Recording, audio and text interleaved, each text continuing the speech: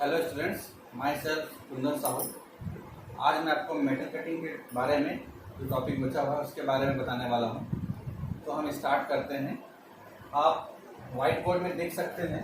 यहाँ पे मैं सबसे पहले लेफ्ट साइड जो है उसको बताता हूँ। मैं यहाँ पे दो डायग्राम बनाया हूँ मैं, एक है ऑर्थोगोनल कटिंग का, दूसरा है ऑब्लिक कटिंग का। तो आपके CSVT के एग्जाम में दोनों में डिफरेंस पूछा जाता है कि difference between orthogonal cutting and oblique cutting. ठीक है, तो मैं अभी भी जितने भी टॉपिक बताया हूँ, मल्टी पॉइंट कटिंग टूल या सिंगल पॉइंट कटिंग टूल में जो भी मैं एंगल्स बताया हूँ वो आप मान के चले जो ऑर्थोगोनल कटिंग टूल ही था। तो अभी हम स्टार्टिंग से देखते हैं कि दोनों में डिफरेंस क्या है। तो मैं टर्निंग प्रोसेस के बारे में बता रहा हूँ। टर्निंग प्रोसेस मीन्स ये आपका टर्न हो रहा है, ये मीन्स ये आपका वर्क पीस है और ये आपका कटिंग टूल है। तो कटिंग टूल इस पे से जाएगा और कटिंग करेगा। तो सामने आप पोर्शन देख सकते हो, थोड़ा कट हुआ फिर फिट है, तो ऐसे जाते जाएगा और पूरा कटिंग टूल ऐसे जाते जाएगा और लास्ट तक पूरा कट करते हुए चिप फ्लो होते चलेगा। तो ये होता है टर्निंग प्रोसेस जो लेस में होता है। तो हम देखते हैं कि ऑर्थोगोनल कटिंग और ऑब्लिक कटिंग में डिफरेंस क्या है। तो सबसे पहले डायग्राम देख लीजिए। टर्निंग है, ये भी टर्निंग है, रोटेट हुआ है, रोटेट हो रहा है। ठीक है, ये मेरा टूल है। मान के चलो कि मैं सिंगल पॉइंट कटिंग टूल ले लिया हूँ, ये भी टूल है, सिंगल पॉइंट कटिंग टूल है, दोनों में डिफरेंस। अब आप ध्यान दीजिएगा कि सिंगल पॉइंट कटिंग टूल का एज ये है। ठीक है, तो ये कैसे कट कर रहा है, ये रोटेट हो रहा है, रोटेट हो रहा है, रोटेट हो रहा है और हम इस पे अपवर्ड फोर्स देते चल रहे हैं और यहाँ पे कटिंग कर रहा है।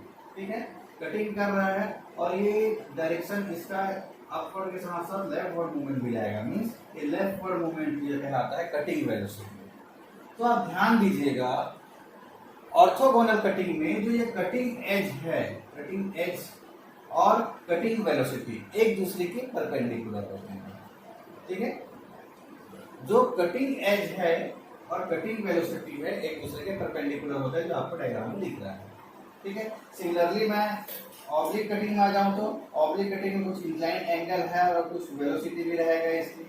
ठीक, तो यहाँ पे एग्जैक्ट 90 डिग्री नहीं होता, कुछ एंगल में होता है।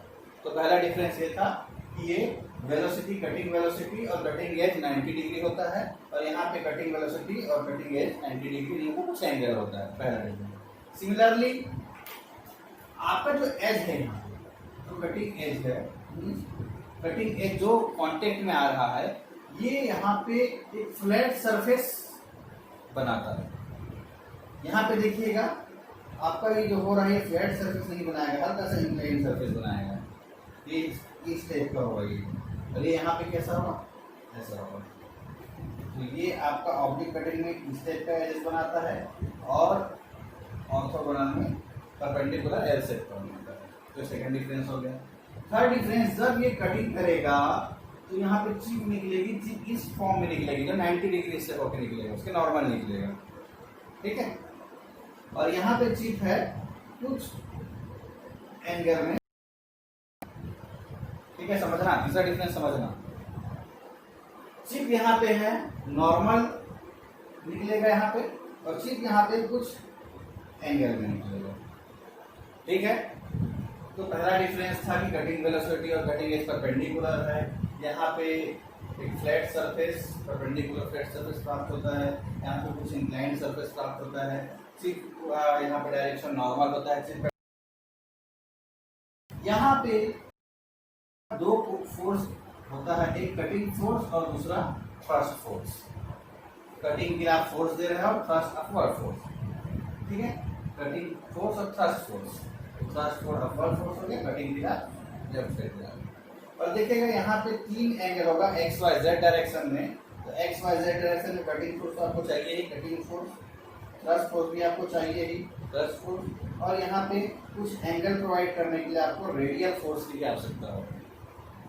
ठीक है, तो चौथा डिफरेंस था यहाँ पे सिर्फ दो फोर्स एक्टिव रहेंगे, एक कटिंग फोर्स और दूसरा थ्रस्ट फोर्स, और ऑब्लिक एंगल में कटिंग फोर्स, थ्रस्ट फोर्स और रेडियल फोर्स, तीनों फोर्स आपके एक्टिव रहते हैं।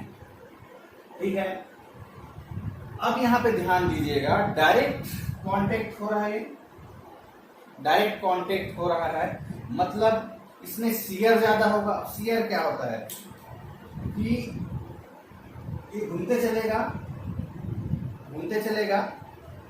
मीन्स ये आपका एक्सिस है, मान के चलोगे टूल एक्सिस है, तो जितना ज्यादा शियर होगा, शियर मीन्स इस वर्ड, ये शियर है, ये एक हाथ दूसरा हाथ दोनों शियर फोर्स जनरेट कर रहे हैं। तो सिमिलरली यहाँ पे भी देखिएगा ये घूम रहा है और ये परपेंडिकुलर जा रहा है, मीन्स डायरेक्ट कांटेक्ट हो रहा है, डायरेक्ट परपेंडिकुलर कांटेक्ट हो रहा है, मतलब यहाँ पे शियर फोर्स ज्यादा है, ठीक है। और यहाँ पे हल्का इंक्लिनेशन है, मतलब डायरेक्ट फोर्स तीन तरीके से डिवाइड हुआ है, कटिंग फोर्स, प्लस फोर्स और रेडियल फोर्स, यहाँ 2 तरीके से डिवाइड हो गए हैं। तो यहाँ शियर एंगल कम होगा, और शियर एंगल कम होगा मतलब आपका शियर फोर्स कम होगा। तो यहाँ पे शियर फोर्स ज्यादा होगा, यहाँ पे शियर फोर्स कम होगा, जिसके कारण क्या होगा, यहाँ पे टेम्परेचर ज्यादा होगा, यहाँ पे टेम्परेचर कम होगा, ठीक है।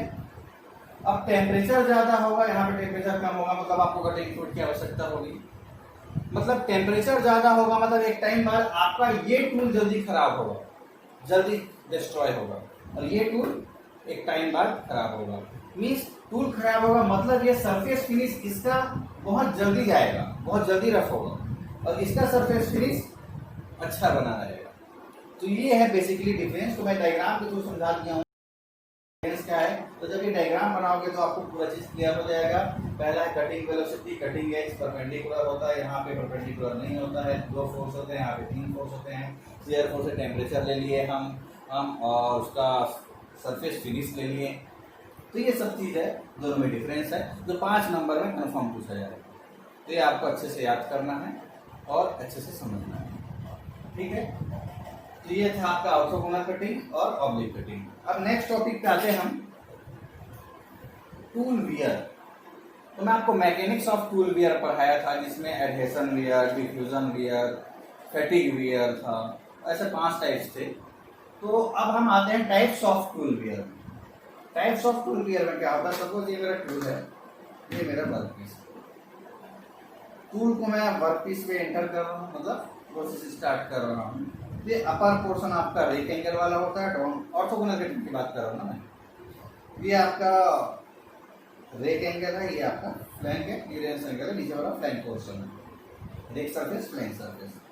तो अपर साइड का अगर टूल 6 होता है तो उसे हम कहते हैं क्रेटर वियर, और डाउनवर्ड साइड मींस ये अप साइड वाला जो टूल डिस्ट्रॉय हो रहा है, आपको डायग्राम में दिख रहा होगा ये डॉट डॉट डॉट, तो ये होता है क्रेटर वियर। और डाउन साइड वाला टूल मींस नीचे साइड का जो टूल वियर होता है वो कहलाता है फ्लैंक वियर। ये जनरली किसके कारण होता है, ये जनरली इसलिए होता है कि आपका इस पे क्रेटर वियर की बात करो ना, आपका इस पे डिफ्यूजन वियर और एब्रेशन वियर इन्वॉल्व हो जाता है, तो आपका कहलाता है क्रेटर वियर, उसके कारण होगा। और फ्लैंक वियर के कारण मेनली एब्रेशन वियर।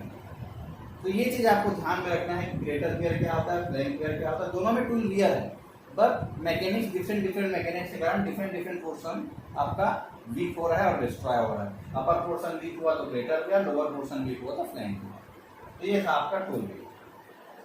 अब लास्ट टॉपिक है आपका टेलर्स टूल लाइफ।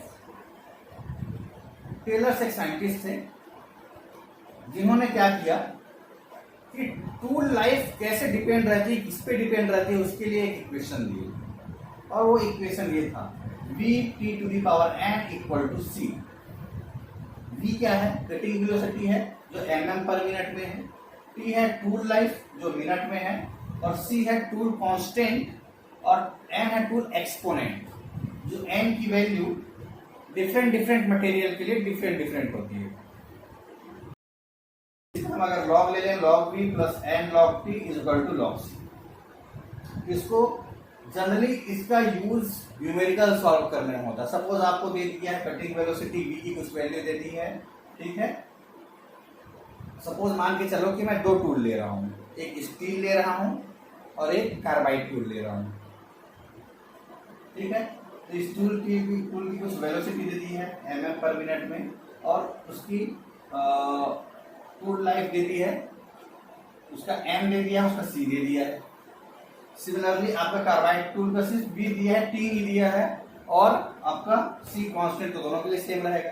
तो दोनों इक्वेशन को हम रिलेट करके हम यहाँ से सेकेंड जो टूल है हमारा कार्बाइड टूल, उसका टूल लाइफ हम फाइंड कर सकते हैं। मीन्स आपको V1 दिया है, T1 दिया है और N1 दिया है, C तो दोनों के लिए सेम रहेगा, कांस्टेंट है क्योंकि constant tool life constant same रहता है। सिमिलरली V2 दिया है, T2 आपको और N2 दिया है। तो इस इक्वेशन के द्वारा, कौन सा इक्वेशन, ये इक्वेशन 1 के द्वारा हम फाइंड कर सकते हैं टूल लाइफ सेकेंड टूल का। मीन्स जैसे हम कार्बाइड ले रहे हैं तो ये टेलर टूल लाइफ है। तो टेलर टूल लाइफ में सबसे मेन इंपॉर्टेंट चीज क्या है, आपका वेलोसिटी। तो मैं ये बनाया हूं, एक डायग्राम बनाया हूं, डायग्राम मीन्स एक ग्राफ बनाया हूं। तो ग्राफ को आप देखिएगा, अब ध्यान दीजिएगा, यहाँ पे मैं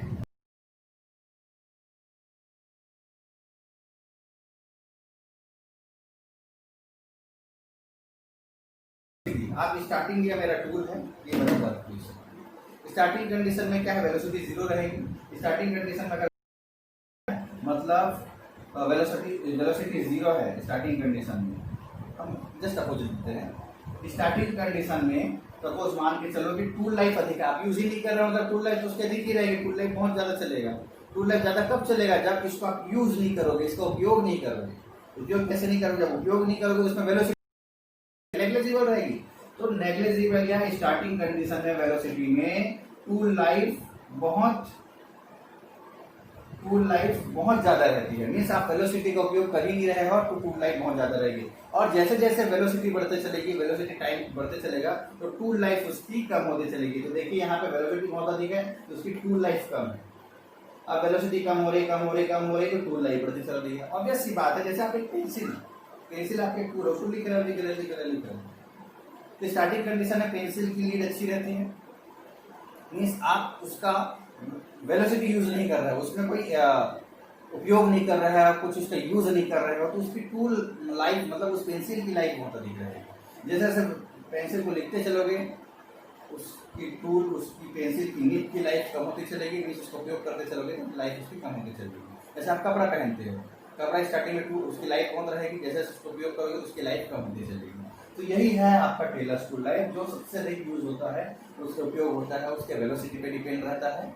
और इसी को आपको समझना है कि जितना ज़्यादा वेलोसिटी रहेगी उतना ज़्यादा आपकी टूल लाइफ इफेक्ट होगी, खराब होगी। ठीक है। सिमिलरली फीड और डेप्थ ऑफ कट भी अगर अधिक रहेगा, जितना ज़्यादा अंदर घुसाओगे, फीड करोगे, उतना ज़्यादा आपकी टूल लाइफ कम होगी। और मेरे को अब सोचिए कि टेम्परेचर अधिक रहेगा तो क्या होगा, सोचिए, बताइए। टेम्परेचर अधिक रहेगा